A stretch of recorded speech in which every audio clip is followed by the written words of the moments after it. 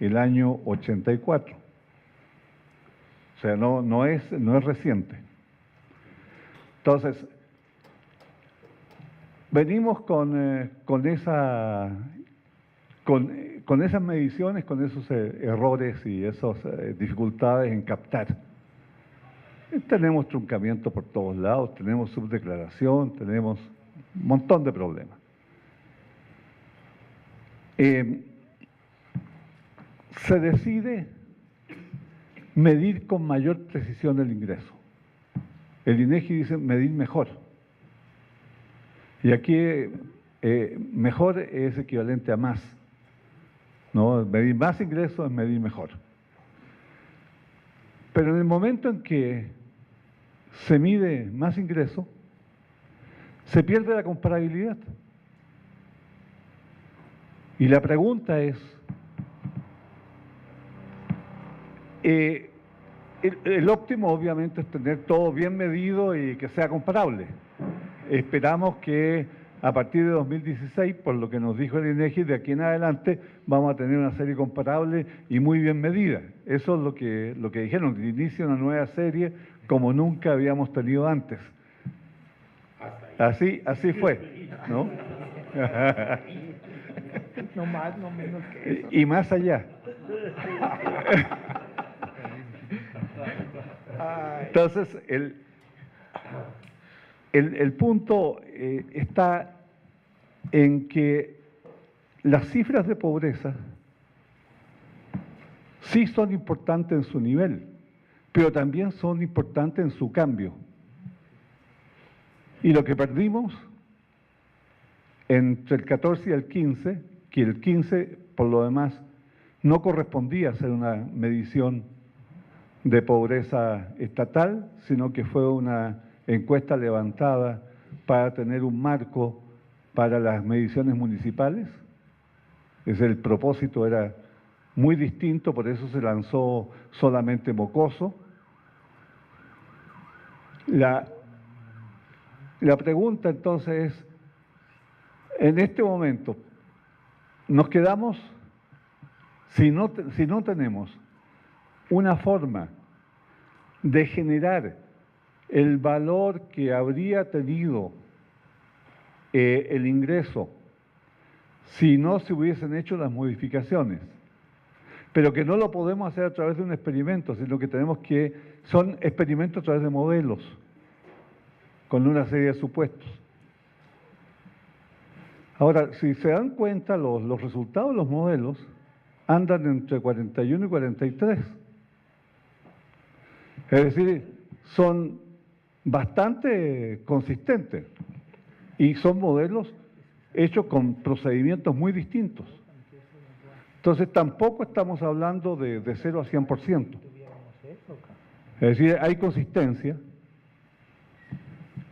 Y la consistencia que marcó Ricardo, además, es bien importante, que es la consistencia macro. ¿Qué había pasado con la macro y por qué se podía esperar una caída de pobreza?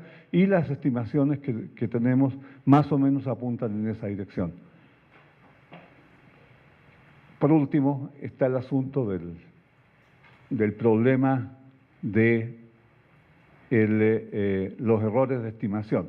Es evidente que los modelos tienen sus propios errores de estimación y que además están los errores de muestreo. Bueno, normalmente los economistas ajustan los modelos de regresión con la parte de adelante, la primera carátula del Stata, y no entran a ajustarlo con el SBYS, que es el que toma en cuenta los errores de medición. O sea, las regresiones deberían hacerlas dentro de los procedimientos de survey. Y normalmente entonces los errores que nos reportan son bastante menores que los que deberían tener. El punto es ahora que analíticamente, que yo sepa, no estamos en condiciones, a menos que Alfredo vea alguna solución, no estamos en condiciones de combinar los errores de estimación del modelo con los errores de muestreo. Si ese era un problema, ¿por qué no se planteó en el GTA? ¿Y por qué se planteó ahora? Es decir, no entiendo si el ámbito para hacer esa discusión era el grupo técnico ampliado. Gracias. Gracias, doctor Cortés. Mario Luis Fuentes. Luego, nombre. Sergio, no, primero Mario Luis Fuentes, luego Sergio. Bueno, en el tono del doctor Cortés, con las limitaciones que uno tiene, haré algunos comentarios, ya que primero, bueno, no puedo no dejar de reaccionar a la provocación de que todo, la técnica, el muestreo, estimaciones, etcétera. En la discusión en el fondo, y lo saben quien es la idea de el concepto de pobreza que tenemos articulado, anclado a una ley general, a una ley de desarrollo social 2004 que ni siquiera reconoce la modificación 2011.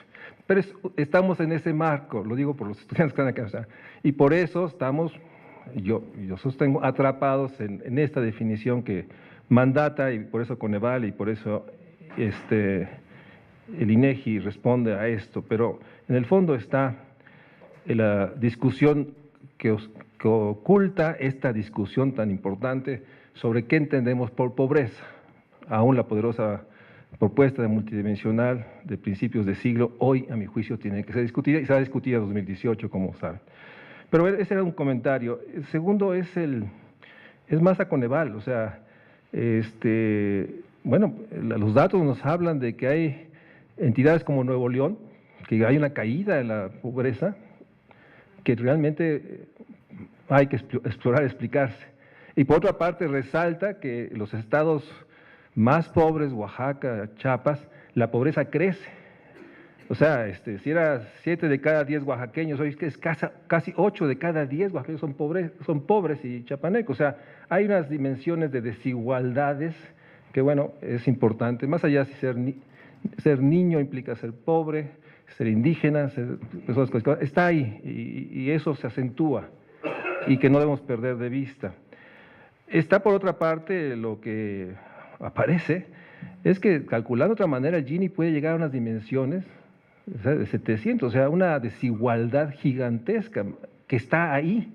Y eso creo que es el debate, la desigualdad profunda que con los ajustes, modelos, estimaciones, exploraciones más allá, al infinito y más allá, como dice el doctor Cortés, habrá que hacer. Digo, me parece muy bien, pero el hecho es que creo que nos marca que esto de ser un país más desigual y con pobrezas inaceptables, confronta el discurso de que somos un país con menos pobres y parece menos desigual, que era un poco lo que estaba ahí, y creo que es lo relevante. Pero ese es el comentario. La pregunta, y es una pregunta porque siempre hay que preguntar los supuestos, me gustaría que por lo menos a mí me ayudaran a construirme por qué suponemos que los hogares más pobres son los que más subdeclaran. ¿Dónde está esta construcción social antropológica de que es porque los hogares más pobres les cuesta trabajo monetarizar a precios de mercado los bienes que tienen? Y por eso, pues, subestimar, o sea, por eso hay que ir ahí. Yo entiendo bien que en el 10º decil, bueno, pues, está una barda y está un guardia y no se puede entrar, en fin, bueno, ahí pues, pero hay un supuesto central de dónde se construye la suposición que son los hogares más pobres los que tienen más dificultad y por eso había que hacer. Y a mi juicio ahí atrás hay una visión sociológica, antropológica, no revelada y que asumimos como dada. Entonces, me gustaría ver los sustentos del supuesto y por eso habría que hacer todo lo que se hizo en la búsqueda no de medir el ingreso, medir la desigualdad, ¿no? Porque en eso estamos, ¿no? O sea, y a veces como que dejamos decir las palabras que son las que anudan las razones de por qué hacemos cosas. Gracias, Sergio. Gracias. Sergio de la Vega, entre otros, Juan Xochimilco. Más que comentario, también es una reflexión en voz alta, en tanto testimonios como hoy nos comparten, pero también que a raíz de estos mismos resultados se han dado en los últimos días. Escuchaba de alguien que el comentario fuerte era, y entonces estamos haciendo menos pobres teniendo piso firme. Como vamos quitando carencias, ya estamos haciendo menos pobres. Si estadísticamente pensamos que una de las carencias la podemos anular para todos, a final de cuentas esa variable lo único que va a hacer es salir del modelo porque no explica nada, pero eso no resuelve el problema de la pobreza. Mi reflexión es que estamos ante el manejo de 7 variables, ingreso y las 6 carencias, que son el síntoma que hemos elegido para medir la pobreza y que entonces nada más estamos modificando los síntomas, no el problema. La última modificación es la medida del ingreso, ¿no? Vamos a medir más y entonces ganan más y entonces bajan, son menos. Lo mismo este comentario, ¿no? Entonces, si ya tiene piso firme, ya no es pobre. Pues no es pobre de piso firme, pero sigue todas las demás igualitas. A mí me parece que, puesto que esa ha sido la tendencia, modifiquemos los síntomas, hay que encontrar otros elementos. Me encontré por la jornada, 4 de agosto, domingo 4 de agosto, la jornada sacó un artículo sobre un artículo de el IDIC, algo significa, en donde con la encuesta de ocupación y empleo primer trimestre de 2017 nos dice que de cada persona que gana 5 salarios mínimos en Guerrero, 5 salarios mínimos o más en Guerrero, hay 9 que no gana nada. Enseguida Oaxaca, 9.6. En Oaxaca, de cada uno que gana 5 salarios mínimos o más, 9.4 no gana nada. Y por ahí también menciona que en 10 años un montón de empleos se han perdido y que entonces presumir que tenemos nuevos 200,000 empleos, lo que hay que preguntar es, ¿y con cuántos ingresos son esos 200,000 empleos? Porque yo lo he apostado, y aunque hago apuestas nadie me contesta, que son 200,000 salarios mínimos para esos 200,000 empleos, es decir, 1 a 1. Y queda muy claro, no aparece ahora en el, bueno, nunca ha aparecido. El salario mínimo desde 96, 98, el salario mínimo urbano es menor al corte de pobreza patrimonial y más menor al corte de pobreza moderada. Es decir, en este país tenemos un salario mínimo urbano de pobreza oficial. Yo ni tengo que ir a preguntarle, en cuanto yo le doy el salario mínimo, ya lo estoy catalogando como pobre, porque mi corte de moderado, de pobreza moderada, está por arriba. Y además, la brecha, ¿no?, cada vez se va abriendo más. No pasa lo mismo con el salario mínimo rural, pero se está cerrando, es decir, en unos 6, 8 años más o 6, 8 periodos más, muy probablemente también el salario mínimo rural esté por debajo del corte de la pobreza. Mi reflexión es, creo que urge cambiar de síntomas, porque la pobreza sigue, el empobrecimiento sigue. Lo que pasa es que hay que ir a buscarlo, porque estos elementos nos empiezan a ser insuficientes. E insuficientes en tanto, cuando revisamos empleo y comparamos estas ganancias por empleo, bueno, pues están fuertes. Y son datos de primer trimestre de 2017. Gracias, Sergio. Miguel, con Miguel voy a cerrar la lista para poder escuchar a nuestros ponentes invitados. Gracias. Sí, soy Miguel del Castillo Negrete, del ITAM. Agradezco mucho la invitación al seminario y les agradezco la oportunidad que nos dieron de conocer las conclusiones del grupo técnico ampliado. Tendría muchos comentarios, pero voy a ser breve y haré nada más uno. Yo, por lo que pudimos ver, creo que le faltó al grupo ampliado y el INEGI también debería tomar en cuenta que hay otro factor muy importante que provoca el que no sean los datos comparables, y es la construcción que el INEGI hace. No sé qué tan al tanto estén, pero del cuestionario, de los reactivos del cuestionario, el INEGI construye variables, construye la variable ingreso, construye la variable ingreso subordinado, renta de la propiedad, y bueno, había hecho dos construcciones, la tradicional y la nueva, y ahora nos presenta una tercera. Yo veo que gran parte de los problemas de la comparabilidad tiene que ver porque no ha sido consistente el INEGI en la construcción y, como he dicho en otras ocasiones, está construyendo mal. Me llevaría tiempo comentar el por qué. Ahora, es muy importante esto de las construcciones porque me lleva al segundo comentario muy breve, y es el de que se nos olvida, bueno, cuando hablamos de que hay diferencias, de que tenemos que ajustar, que tenemos que corregir, se nos olvida que estas diferencias son muy diferentes si se trata de un ingreso por trabajo, si se trata de un ingreso mixto o si se trata de un ingreso por renta de la propiedad. El 70% de la población, por cierto, es subordinada. Nos abocamos a corregir el primero, el ingreso de los pobres, el ingreso por subordinación. Pero lo que se nos olvida es que la diferencia entre la encuesta y cuentas nacionales se explica por renta de la propiedad principalmente. La mitad de la diferencia entre cuentas nacionales y la encuesta, de acuerdo a mi estimación, es renta de la propiedad y principalmente financiera, que espero que estemos en esto de acuerdo, no son ingresos del pobre. Para ser breve, un poquito más del 10% de la diferencia es el ingreso de los pobres. Pero eso sí, nos abocamos consistentemente a tratar de cubrir ese ingreso.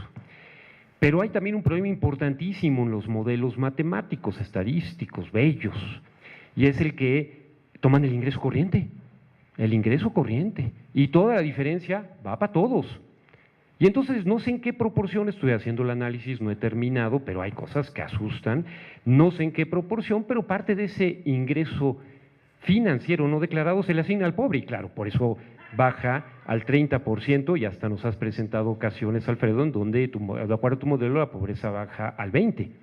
Yo cuando vi que las noticias de que iban a utilizar el modelo estadístico me asusté y dije, no vaya a ser que utilicen el del 20% de pobreza, porque entonces, claro, no se pudo llegar a esos niveles y se le subió un poquito para que no fuera tan drástico, me parece, no sé, pero al punto que voy es al siguiente, al punto que voy, si esto no debía haberlo dicho, una disculpa, al punto que, es que, bueno, en fin, al punto que voy es al siguiente: no sirve ese modelo estadístico para calcular la línea de bienestar, punto, porque no está tomando en cuenta, insisto, la comparabilidad por la diferente construcción, y al momento de ajustar no toma en cuenta la diferencia entre ingresos de trabajo, ingreso mixto y por renta de la propiedad.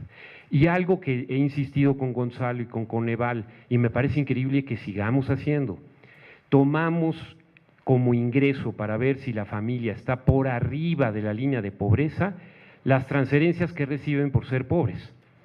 Es increíble. O sea, hay muchos que dejan de ser pobre en la estadística porque reciben un ingreso porque son pobres.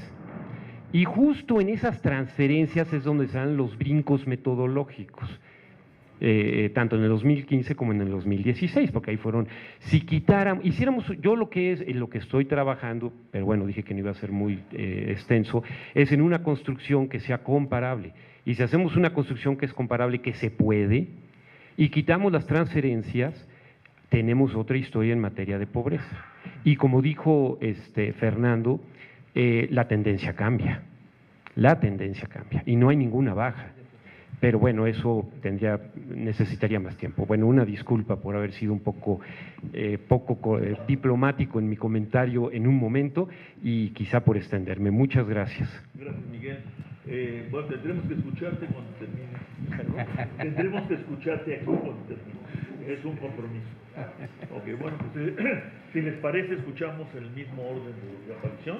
Ricardo. Sí. Muchas gracias. Dos comentarios. Aquí se ha hablado, a partir de lo que surgió del módulo de condiciones socioeconómicas 2015, de la necesidad de seguir fortaleciendo de una manera colectiva, ampliada, discutida, los problemas de medición del ingreso y de su desigualdad en la distribución. Sin duda es un tema. También lo es el tema de la medición de pobreza. Tuvimos una medición, se institucionalizó, son 10 años los que se dio para hacer esto comparable, pero sin duda aquí se han planteado algunos elementos como los que planteaba Sergio, como los que planteaba Miguel, cómo construir las líneas. No creo yo, honestamente, que haya una única respuesta ni la respuesta correcta, pero sí se pueden debatir todas ellas. Lo mismo pasa con los indicadores y lo que dice Sergio de los síntomas, ¿no? El problema que podríamos, y pongo un ejemplo, medir con gasto. El día que midamos con gasto, entonces lo que va a estar mal medido es el gasto y entonces vamos a tener que medir bien el gasto, ¿no? Porque ahora vamos a... entonces, o cualquier otro. Pero la verdad es que sí necesitamos profundizar y no solo pensar que es un problema de medición del ingreso. La verdad es que también toda la parte de las dimensiones sociales tiene que ser muy reflexionada en un contexto de restricción. La medición de este país tiene que ser municipal. Y entonces, o modificamos la ley para que sea más comprensiva, o si la mantenemos, tenemos que ser muy conscientes de no cargarle al INEGI en los censos exageradamente lo que se puede poner ahí. Pero lo fundamental es cuál es el concepto de pobreza que vamos a estar trabajando. Ese es uno. El segundo comentario que yo quisiera hacer es, hay que ser muy cautelosos con estos modelos estadísticos. Estos modelos estadísticos, ante la pérdida de continuidad de la serie histórica, fueron hechos para medir la pobreza y sus dimensiones por entidad federativa. Hay que ver y criticar, por fortuna son replicables los métodos, pero hay que ver cuáles son las implicaciones. ¿Qué pasó en Nuevo León? ¿Qué pasó en Puebla? La caída de Puebla de la pobreza extrema es estrepitosa. Nada más para poner dos ejemplos. Hay que empezar a ver qué significan esos elementos, cuestionarlos. Todos los métodos que tenemos son muy robustos en términos de la estimación nacional. La pregunta es si son igualmente robustos cuando veamos las diferencias estatales. Yo casi estoy seguro que no lo va a hacer y es un tema que tenemos que trabajar en profundidad.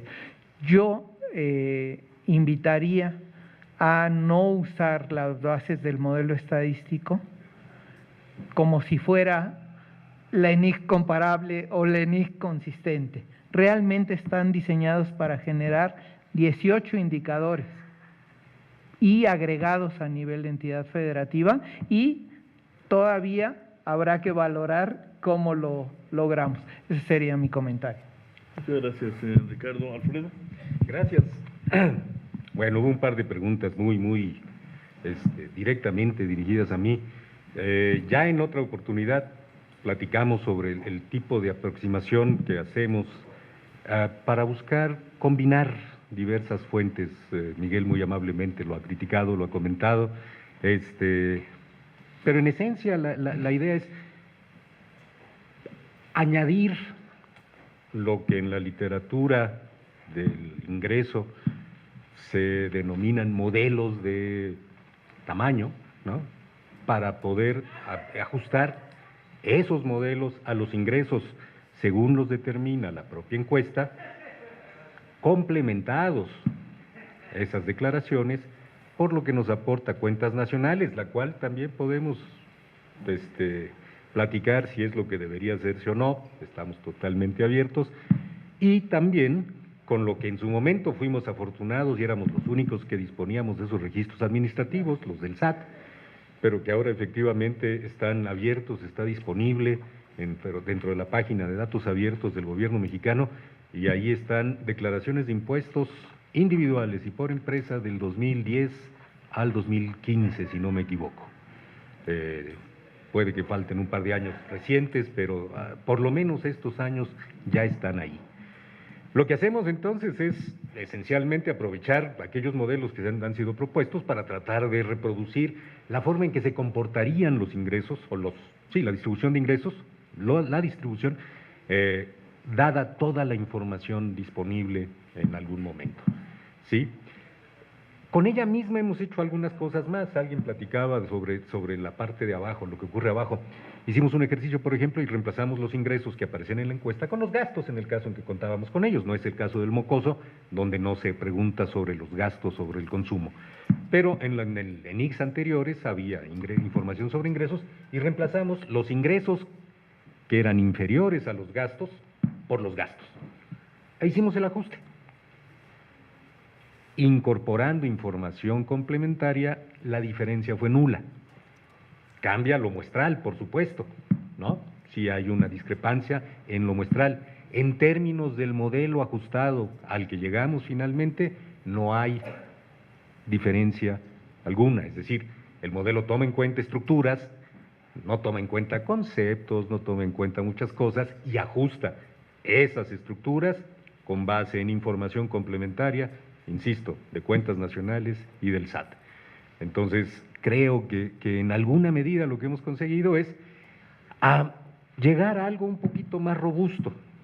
Déjenme contextualizar lo que pasó. Miren, en el 2012, por ejemplo, alrededor del 40% del ingreso que según cuentas nacionales correspondía a los hogares en ese año fue la estimación que la ENIG dio para el ingreso de los hogares, 40%, esa es la discrepancia.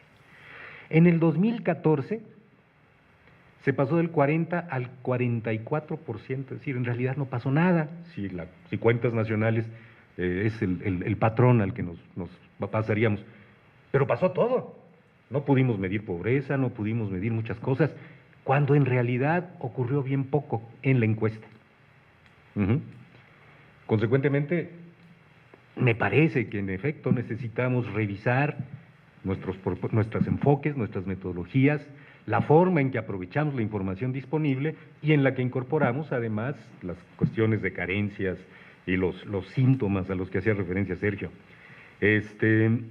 Pero creo que, nuevamente, discusiones, foros como estos, donde podamos abrir estas discusiones y empezar a avanzar, a movernos. ¿Qué pasó atrás? Es interesante, es historia, hay que revisarla. Pero me preocupa más lo que va a pasar adelante, ¿sí? Y si esto sigue empeorando, efectivamente, y si esto sigue deteriorándose, cualquiera que sea la medición, hay que enviar una señal clara, una medición razonable de qué es lo que está ocurriendo. Y creo que sí, los niveles, y Miguel puede no estar de acuerdo con mis niveles, pero las tendencias se reiteran, se repiten. No estamos necesariamente avanzando en términos de reducir la incidencia de pobreza y de pobreza extrema. Entonces, bueno, señores, ahí hay un mensaje que tenemos que hacer llegar y tenemos que hacer llegar bien pronto. Un poquito lo de bienes e ingresos, Rosa María, era lo que decía, el ejercicio que hicimos de reemplazar los gastos por el ingreso cuando uno era mayor que el otro, cuando eran inconsistentes. Sí, desde la maestra Ifigenia Martínez, eso se proponía. Si hay una inconsistencia, reemplace usted los ingresos por los gastos y trabaje con eso. Desde entonces, en el 70 o por ahí del siglo pasado. Bueno, pues algo así hicimos, y en términos de lo que nosotros hacemos, nuestro enfoque, no ocurrió gran cosa, afortunadamente. Entonces me siento muy tranquilo, pero sí hay inconsistencias. Si tú entras a las bases de datos de levantamientos anteriores, te encuentras personas que declaran ingreso cero, pero pagan tenencia del automóvil, cuando había tenencias, ¿no? Es decir, que sus autos eran de modelo más o menos reciente, no era uno, había más de uno, ¿sí? Y dice uno, bueno, espéreme, ahí posiblemente perdió el empleo y en esa medida tenemos que reconocer que algo ocurrió, pero si no me declara pérdida de empleo, no me declara otras cosas y me dice que su ingreso definitivamente es muy inferior a lo que corresponde a su consumo, sus gastos, tendría que hacer una revisión, tendría que hacer una indagación más profunda sobre lo que está pasando ahí. Eso es un poco la intención, la idea. Me parece interesante la noción de formar grupos más que decirles y tratar de darle seguimiento, pero quedará como para un momento posterior. Los errores a los que hacía referencia Fernando en algún momento, en el caso del modelo que usamos, sí tomamos en cuenta, por ejemplo, para simular los errores del modelo y a imputarlos a los errores en el año que corresponde imputar, tomamos en cuenta el diseño experimental, tanto la estratificación como los factores de expansión, para hacer una aproximación más razonable de lo que pasaba en ese momento, es decir, combinando ambos enfoques, y tratamos por lo general de usar el SVY en Cata, pero sí pasa. Por cierto, si la estratificación funciona, el error puede ser más pequeño, no más grande. Puede ocurrir al revés, ¿sí? Cuando se usa eso. Cuando no se usa, sí estamos reportando errores más grandes, y entonces los niveles de significancia a los que hacemos referencia no tienen nada que ver con lo que está ocurriendo en realidad. En fin, pasan muchas cosas, tienes toda la razón. Habría que aprovechar también esa información que está disponible en la misma base de datos y en toda la documentación con respecto a la encuesta. Bueno, ingreso contra gasto, no diferencia, las características, el ingreso mínimo, Sergio, tengo poco que agregar, creo que hay mucho trabajo por hacer en ese sentido. Miguel, finalmente, cambios. Hay una gran ventaja, ¿sí? Si el cuestionario no cambió, si muchas cosas no cambiaron, cada uno de los elementos individuales, puntuales de las variables que las definan, como tú o como el INEGI o como quien sea, la gente puede reproducir sus propios agregados, hacerlos consistentes, comparables, etcétera, etcétera. Eso está ahí. Si para parecernos un poco más a cuentas nacionales y ahorrarle trabajo a alguien se hace un cálculo de nuevas variables, pues sí, es el intento de ahorrar trabajo. Pero si alguien quiere entrarle, como tú mismo lo has hecho, pueden reproducirse, cambiarse, modificarse las definiciones y llegar a lo que haga falta. En efecto, tenemos que considerar las diversas fuentes, ya tenemos una idea más clara de cómo hacerlo para el ajuste de modelos y esperamos que, por ejemplo, Coneval en algún momento nos tome en cuenta y no espere nada más usar los ingresos como aparecen en la encuesta o como los imputa algún modelo, sino que acepte la incorporación de una fuente externa, de una fuente diferente, ¿sí? Como podría ser la propia estimación de la distribución del ingreso, con todas las afinaciones que haya necesidad de hacerle, para sus mediciones de pobreza. Ya no todo te lo aporte la encuesta, ya no todo te lo aporte la base de datos directa o imputada o modificada.